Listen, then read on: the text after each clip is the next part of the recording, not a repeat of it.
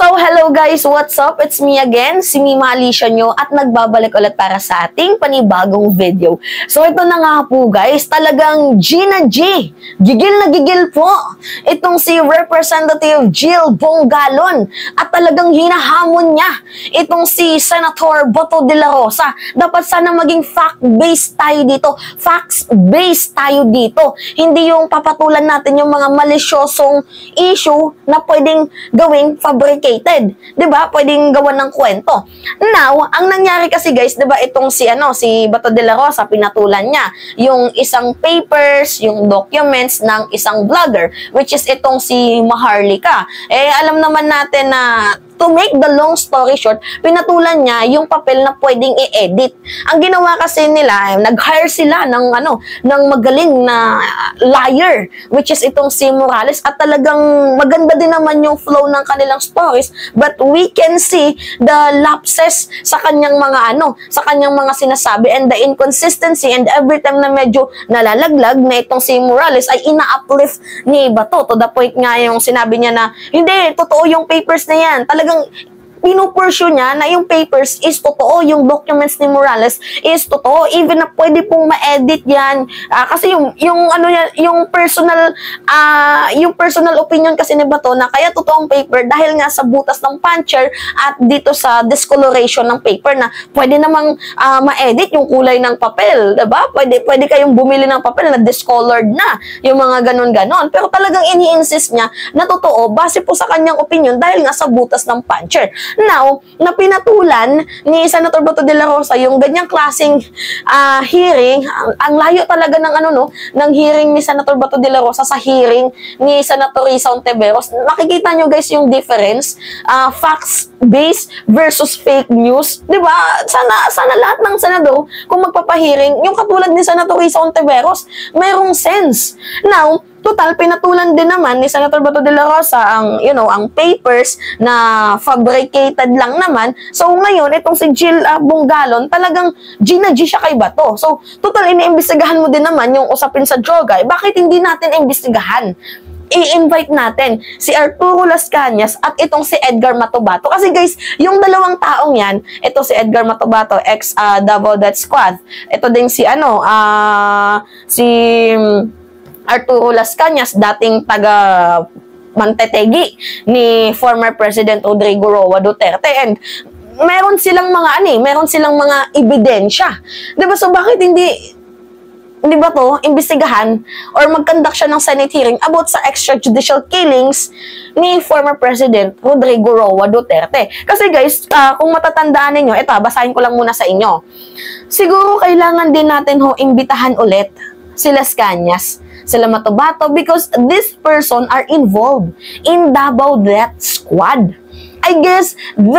I guess these individuals will enlighten us on what is really the true nature of anti-drug war campaign of the previous administration. Kasi hindi naman sila nabigyan talaga ng pagkakataon na ihayag ang kanilang nalalaman at katotohanan laban dito sa illegal na droga. Kasi nga, ginagawa ng previous administration sa dalawang to is tinatakot nila na, sige, salita ka, may mangyayari sa'yo. Kaya nga itong si Arturo Las Cañas nandun sa ibang bansa, sinisecure niya yung buhay niya. Kasi nga, anytime pwede siyang, di ba, kalabitin ng kalibrosong baril para mapatigil siya sa pagsasalita. Pero mas maganda yung ito yung imbestigahan kasi meron naman talagang supporting evidence. 'Di ba? Na itong si Duterte daw po ay anong sabi ni Arturo Las Cañas sa first interview niya with Vera Files, ito daw si Duterte is Lord of all the drug lords in the southern Philippines. Mantakin nyo, galit na galit ka sa droga, pero malalaman namin na ikaw pala ay isang drug lord, big syndicate na kung saan pinapatay mo yung mga karibal mo sa business na yan. Diba? So, kailangan magkaroon ng investigation dito nang sa gayon, ma-enlighten tayo sa kung ano nga ba yung totoo. Lalo pat, meron daw pong tawag dito, canfish na ginagawang front, yung parang dilata ba guys, pero yung laman nito is mga shabu na ine-export papunta sa ibang bansa. Diba? So, we need to know this. Kasi, you know what guys, napaka-importante to na malaman natin yung mga ganitong klaseng bagay. Kasi, mantakin nyo guys ha, yung pinatupad niya na ayaw niya daw kuno sa yoga, galit siya sa mga yoga, yung mga ganyan-ganyan. Pero malalaman natin na siya pala ay isang taong involved, isang taong malaki na sindikato. Diba? Nakakatakot. Diba? Talagang kinawawa niya yung bansang Pilipinas nung panahon niya. Yung bansang Pilipinas nung siya ay naging presidente, lalo pat nag-utos siya sa mga kapulisan. 'Di ba na, sige, pantitegi niyo yung mga yan. Meron kayong reward. 'Di ba sana imbestigahan din yung AJK, yung Bloody Jaguar campaign, and yung mga previous na ginawa niya when he is a mayor of the Republic of the Philippines. So, dapat sana lahat mag-conduct ng investigation yan para ma-clarify tayo. Dapat ganun ba to? Yung may sense. 'Di ba? Yung meron tayong yung meron tayong makukuhang sustansya kasi lalo pat buhay ng mamamayang Pilipino yung pinag-uusapan dito. Pero bakit mo pinatulan?